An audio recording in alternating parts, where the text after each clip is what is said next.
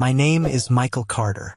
I'm 39, live in Dallas, and on paper I looked like a man who had his life handled. Project manager at a construction firm. Mortgage drafted on the first of every month. A 9-year-old daughter, Emily, who still grabs my hand in parking lots and thinks I can fix anything with duct tape and a Saturday. A wife, Kelly, who used to tell people I was solid like it was a compliment. Steady, reliable, the guy you build with. Then somewhere in the last 2 years, solid turned into boring. It didn't happen in one fight. It was a slow drift. Her networking nights that got later and later, the wine bars, the rooftop photos with people I'd never met. The phone that used to sit face up on the counter started living face down, always about to die, always needing a charger in another room. Family things became optional for her. Emily's school play? Ugh. Babe, I forgot I already promised Megan I'd go to this event. My mom's birthday dinner? Can we reschedule? I'm exhausted.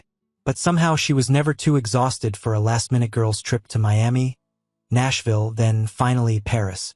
I told myself stories to keep the peace. She's just restless. It's just a phase. All couples go through this.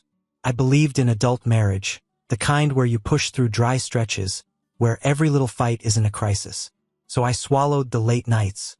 I pretended not to notice the new underwear that never showed up in our bedroom. I let "I need more excitement" hang in the air like a joke instead of the warning it really was. The night it all shifted.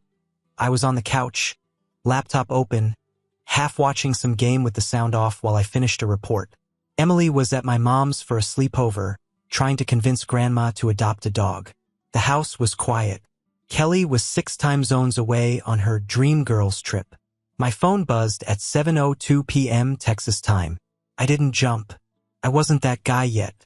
I just picked it up like it was another one of her tourist shots, croissants, cobblestones, some moody black and white of a street musician she'd pretend to care about for 5 minutes. Instead, the screen opened on a selfie that felt like somebody had kicked the floor out from under me. Kelly, flushed from wine, pressed into a guy I recognized from old stories. Alex Morgan, the ex from her early 20s. His arm wrapped around her waist like it had never left. Her hair messy, his shirt on her, collar wide, like she'd thrown it on fast and thought that made it cute instead of obvious. Caption: reunited with my favorite guy. Some things never change. The timestamp at the top, 2:02 a.m. Paris. I just stared at it. Every little doubt I'd been patching over lined up in my head like a blueprint. Late nights, networking, girls' trips, the way her eyes slid past me when she laughed at her phone. All the times she'd said, "Relax, Mike, you're being paranoid." Like I was the problem for noticing. My stomach dropped, but I didn't throw the phone. Didn't call her. Didn't fire off some drunk, jealous paragraph she could screenshot and send to her friends as proof I was controlling. I put the phone down on the coffee table, screen still glowing with her smile. I looked at that picture one more time, at the way she was leaning into him in a way she hadn't leaned into me in years, and something in me just clicked off. Not love, not history, just the part of me that kept giving her the benefit of the doubt. Then I opened a new tab on my laptop. I typed "Family Law Attorney Dallas" into the search bar. Names and firm websites popped up. Smiling headshots, 25 years experience. Protecting your rights. I bookmarked 3 without really thinking, just methodically, like I was logging expenses for a project. Kelly's selfie was still on my screen, burning a hole in my peripheral vision. For the first time in our marriage, I didn't plan the next conversation. I didn't rehearse what I'd say to make her understand, or how we'd fix this, or how we'd get through it for Emily. I just made a quiet decision. The woman in that photo wasn't my partner anymore. She was a problem to be documented, managed, and eventually removed from the center of my daughter's life. By the time my phone buzzed again with a "Did you see this?" follow-up from her, I already had 3 consultations scheduled for the next morning. The selfie didn't end my marriage. It just made me finally stop lying to myself about the fact that it was already over. The day Kelly flew home from Paris, I worked like it was any other Tuesday. I answered emails, sat through meetings, signed off on a change order. Nobody in that office knew I'd already hired a lawyer, already sat in a quiet conference room and gone over retainer agreements, custody options, asset division. Nobody knew I'd handed over printed screenshots of that selfie like evidence in a case file. By 5 p.m., the plan was in motion. Petition filed. Temporary orders drafted. A manila envelope sitting on the side table in our living room, thick with the fact that I was done negotiating with a woman who thought our marriage was something she could step in and out of like a vacation rental. Emily was at my mom's. I told her grandma needed extra help for the night.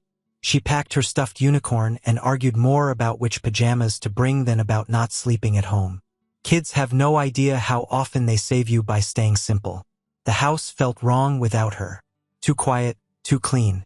But it was better this way. She didn't need to see what was coming.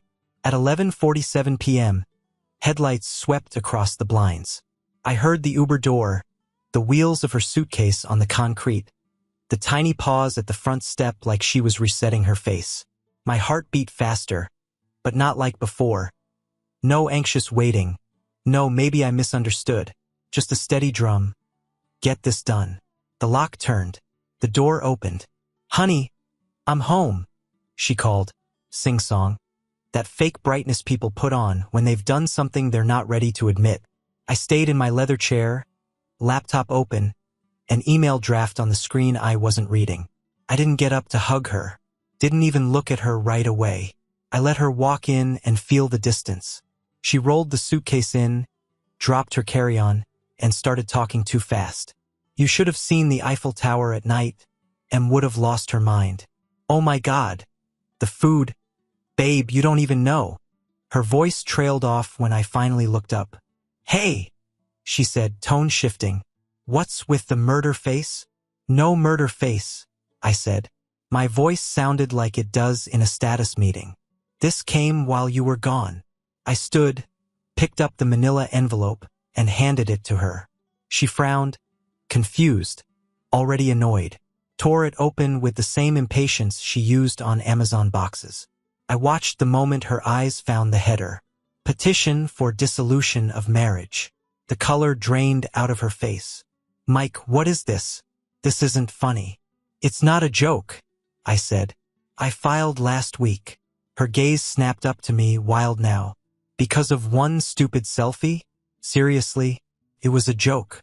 Alex is an old friend. We were just 2:02 a.m. Paris time." I cut in. "His shirt. Your caption. Some things never change." She blinked fast, mouth opening and closing like she was trying on excuses and discarding them. "You're overreacting," she said finally. "We were drinking, we were messing around. It's not what you think. You're going to blow up our family over." "Our family was already blown up," I said. "The paperwork just caught up." Her breathing got loud. "Where's Emily? I want to see my daughter." "She's at Mom's," I said. "I didn't want her here for this." "You don't get to decide that." Her voice went sharp, shrill. "You don't get to just send her away and serve me like I'm Kelly." I kept my tone level. "From now on, anything about this goes through the lawyers. Not through yelling in our foyer at midnight." She stared at me like I'd slapped her. "You'll come crawling back," she said, voice shaking. "You always do. You hate being alone. Remember?" I picked my laptop up, tucked the cord under my arm. "No," I said. "Not this time." I walked past her, up the stairs, feeling her eyes burning into my back and hearing the rustle of paper as she clutched the envelope like it might disappear if she squeezed hard enough. Halfway up, it hit me. 4 years. I'd been the one chasing, smoothing, apologizing, bending so she wouldn't break. Now I wasn't the one crawling anymore. The thing about modern cheating is it never really stays private. People document everything. Even the stuff they swear didn't mean anything. Kelly left that night, envelope in hand, to get some air at Megan's place. Translation: spin control. By the time she hit the elevator, my phone buzzed. It was my brother Jake. "Jake, you sitting down?" Screenshot attached. It was a group chat I'd heard about for years. Kelly and her friends, the Wolf Pack. I'd never seen inside it until one of them got a conscience and started forwarding things to Jake. I sat at the kitchen table, coffee going cold, and scrolled. The Paris trip was all there like a prosecution exhibit. Kelly and Alex pressed together in dim cafes, walking along the Seine, her head on his shoulder. Breakfast at his place. His kitchen, his mug, his shirt on her again, captioned, "When room service just isn't as good." Story after story. Some are still up, some already deleted. It didn't matter. Screenshots live longer than regrets. Then came the messages. "Megan, girl, you are playing with fire." Another friend, "Are you actually staying at his place tonight?" Kelly, "Relax. I deserve a little happiness. It's just one night. Mike will never know." One night, my wife was in another man's apartment, while I was home answering our daughter's question about whether mom was bringing her back a snow globe.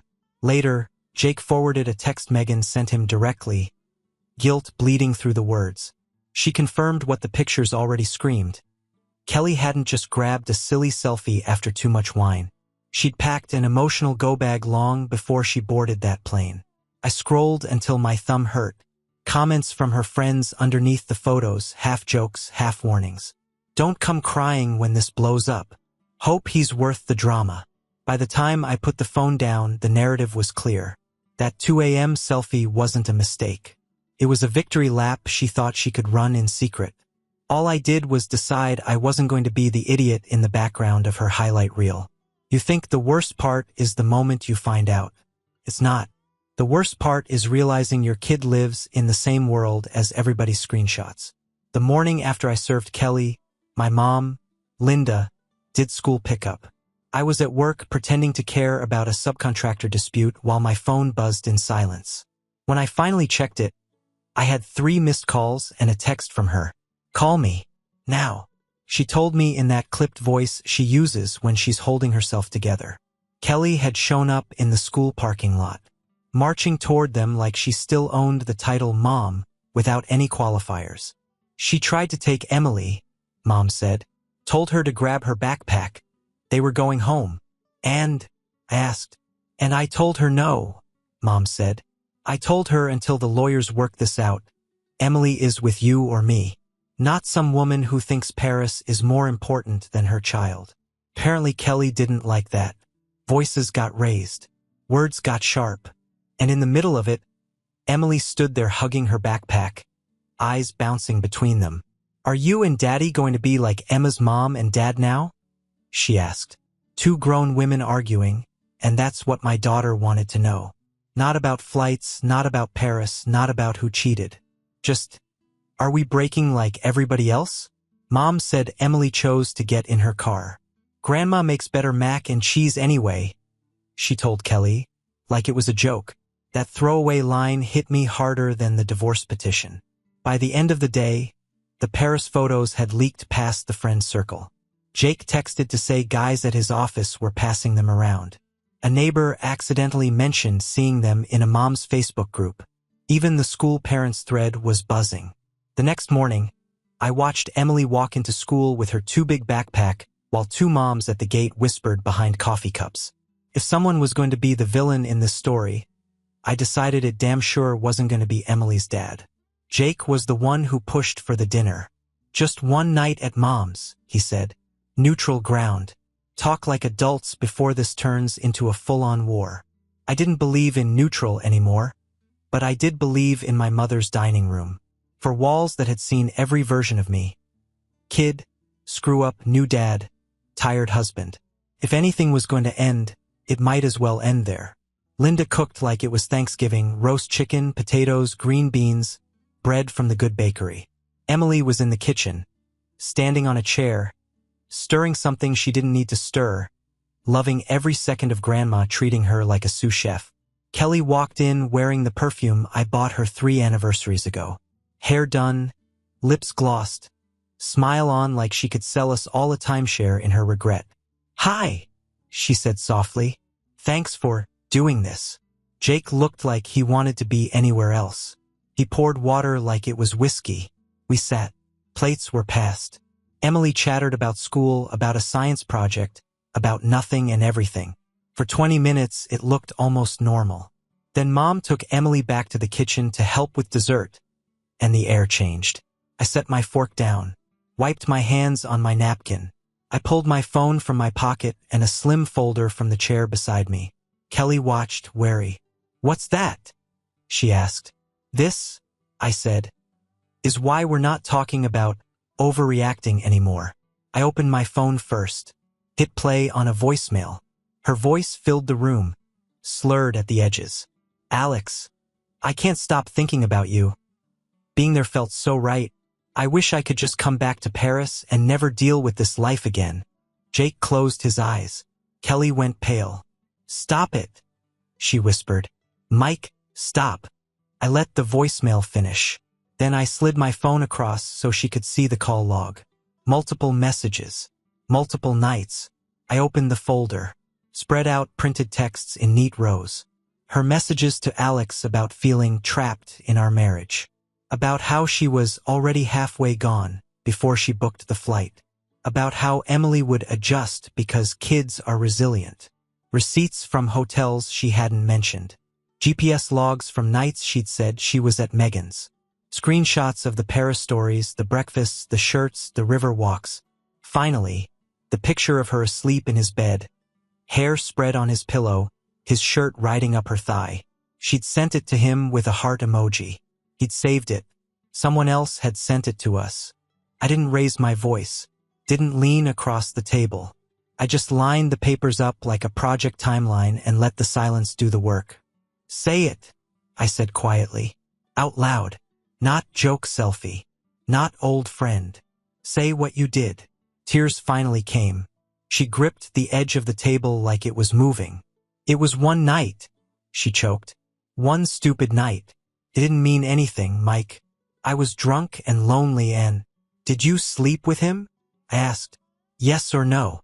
She looked at Jake, then at the doorway, like there might be an exit if she stared hard enough. "Yes," she whispered. "Okay, yes. I slept with him." Right then, a small voice cut through the room. "You slept at another man's house, Mommy?" Emily was in the doorway holding 2 dessert plates. Linda stood behind her, face tight. The whole world shrank to that one question. Kelly started crying harder. "Baby, it's complicated." "No," I said, standing. My voice was gentle, but I didn't lie. Mom made a choice that hurt our family. Because of that, she and I are going to live in different houses from now on." Her eyes filled. "Like Emma's mom and dad?" "Yeah," I said. "Like that. But you're not losing either of us. You're just not going to see us in the same house anymore. Okay?" She nodded, slow and stunned, and walked back to the kitchen, plates wobbling in her hands. I sat back down, looking at the mess of papers between us. "This isn't about revenge," I told Kelly. "It's about consequences. For you. And protection for Emily. I'm done pretending this is something we can talk our way out of over dinner." For the first time since Paris, she seemed to believe me. I didn't find out we were trending until a guy from IT couldn't look me in the eye. I walked into the office, coffee in hand, ready to bury myself in spreadsheets. Whispers dropped off a little too fast. Tabs got closed when I walked by. My boss gave me that careful, "Hey, everything okay at home?" look and then backed off like I was radioactive. At lunch, Jake texted me a link. "You're gonna want to see this." "Sorry, man." It was a local gossip blog. One of those Dallas Tea accounts I used to scroll past without caring. Now my last name was in the headline next to words like affair and Paris fling. They had the selfie, the breakfast shot, the river walk. Somebody had stitched the whole thing into a neat little narrative about a Dallas mom risking it all for love overseas. I was a shadow in the background, referred to as the husband like I was a prop, not a person. An hour later, Kelly tried to get ahead of it. She posted a long, polished note on Instagram, a crying selfie, a paragraph about being a heartbroken mom fighting for her family, hints about controlling behavior and emotional abuse. Nothing specific, just enough to plant the idea that I was the bad guy, that the Paris thing was a symptom, not the disease. For a minute, it worked. Comments poured in. "You're so strong, Queen. Men can't handle a woman having fun. Narcissists always try to punish you when you leave. I read every word. Not because I believed any of it, but because I wanted to know exactly what kind of story she was trying to sell while our daughter was at school asking if her life was over. Then the local TV station called. Not me. Her. She couldn't resist the attention. Did a sit-down interview like she was the lead in a sad movie. Soft lighting, tissues on the table, careful makeup. I watched it from my couch, remote in my hand, and the living room dark. She told the reporter she'd made a mistake, that her husband was rushing to punish her instead of working on the marriage. She talked about being isolated and controlled, and painted a picture of a man I didn't recognize. Then the reporter did something I didn't expect. She pulled out the receipts, literal ones, printed screenshots of now-deleted photos, quotes from Alex's food blog where he'd bragged about reconnecting with an old flame from Texas, timestamps that lined up with my lawyer's folder, late-night messages, hotel stays, apartment visits. On live TV, the careful script fell apart. Kelly stammered, tried to pivot. The reporter just kept calmly asking, "So how does that fit with what you're saying now?" By the time the segment ended, whatever sympathy she'd hoped to bank was leaking out fast. Jake texted, "If you wanted public vindication, you just got it." I stared at the blank TV screen after it was over, feeling exactly nothing like victory. The next day, Emily's school counselor called. She spoke gently, professionally, like she'd done this 100 times. "Emily's been asking some hard questions," she said. "She wants to know if kids always have to go live with their dad when their mom is bad." She used that word. Bad. Any satisfaction I might have felt about the truth winning on TV evaporated in one shot. This wasn't about trending or headlines or who strangers on the internet believed. It was about my 9-year-old trying to figure out if love was something you lost the second you messed up, or if there was any version of family left that wasn't broken beyond repair. The courthouse conference room felt less like a place to talk and more like a place where things go to die. Fluorescent lights, cheap table, carafe of coffee nobody touched. On one side, me and my attorney, Karen Douglas, in a navy suit that said she'd seen this 100 times. On the other, Kelly, a little too done up for a meeting that wasn't about her image, and her lawyer, already sweating through his collar. Karen opened her folder like it was just another Tuesday. "We're here to discuss temporary custody, support, and visitation," she said. "No drama, no edge, just facts." She walked through the affair like a checklist. Dates, receipts, GPS logs from nights Kelly said she was with Megan, screenshots of Paris, transcripts from the TV interview where Kelly had tried to spin and then slipped. Kelly flinched here and there but mostly stared at the table, jaw tight. Then Karen flipped to the section that actually hurt. "Emily Carter," she read. "Age 9. There was a report from the school counselor. Drawings of 2 houses, one labeled Dad's, one labeled Mom's, a crack between them, a stick figure in the middle with the caption, 'Me, problem.'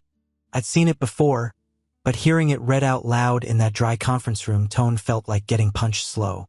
She's expressed guilt," the counselor had written. Belief that her existence contributed to marital conflict.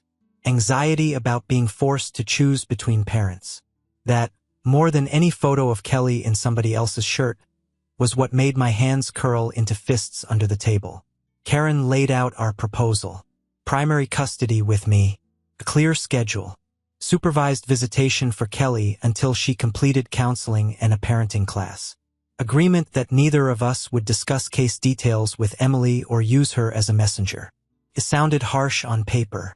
Sitting there, it sounded like the only sane option. Kelly's lawyer objected on cue.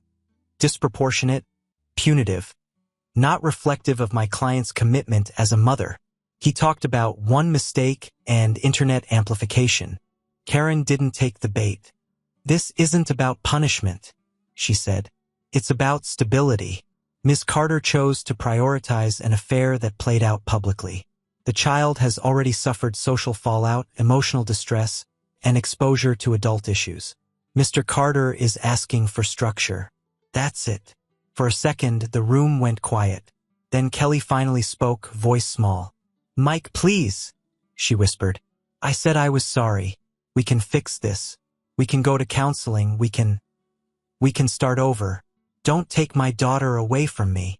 I looked at her, really looked, past the makeup, past the shaky voice, past the version of her that had once been my person. "There's nothing left to fix," I said calm. "You blew up the marriage. I'm not going to let you blow up Emily's life on top of it." Tears started again. "So that's it? You're just done with me?" "I'm not here as your husband," I said. "I'm here as her father." And that was the line. Not drawn in a fight at midnight. Drawn in ink, in a courthouse with my daughter's name at the center of the page instead of my own hurt. 6 months is long enough for chaos to turn into routine. The house I live in now is smaller than the old one, but it's mine. No ghost of a marriage in the walls. Just scuffed baseboards, chipped paint, and a front hall where Emily's soccer cleats stay parked by the door, no matter how many times I tell her to put them away.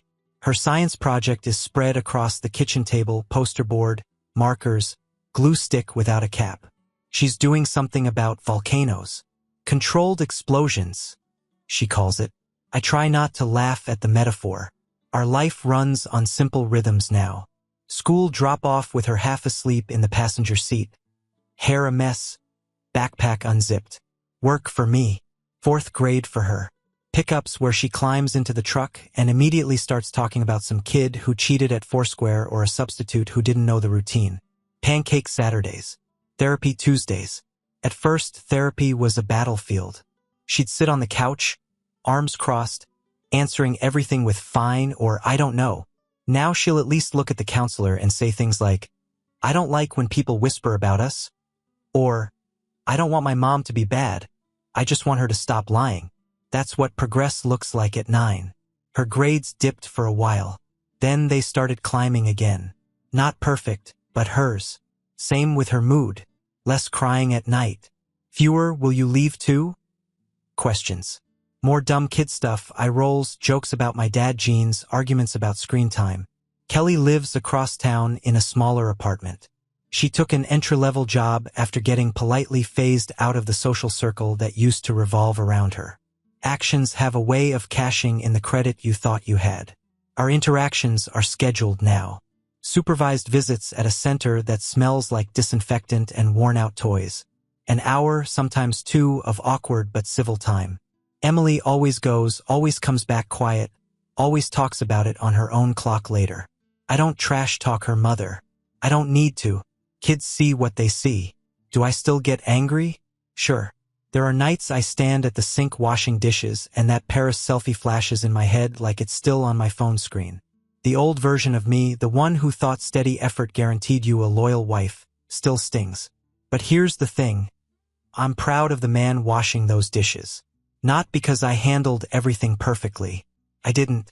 I had moments I wanted to scream, to burn it all down, to blast her online and let the crowd eat what was left of her reputation.